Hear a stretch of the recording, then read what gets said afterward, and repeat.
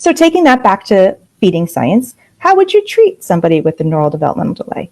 How would you treat someone with gastrointestinal complications to feeding? And that's the nuts and bolts to make something really complex very simple.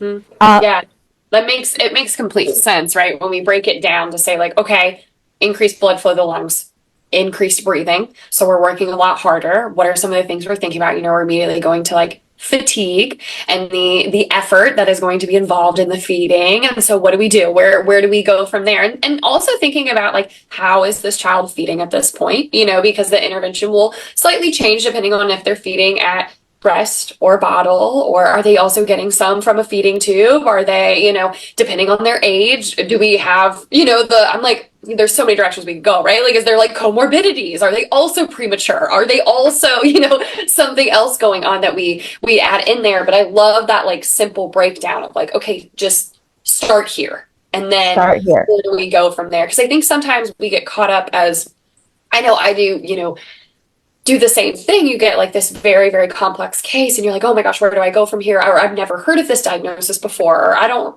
really, understand what this means. Or like, oh, only 3 people ever have this diagnosis. And it's like, okay, but go back to what you know.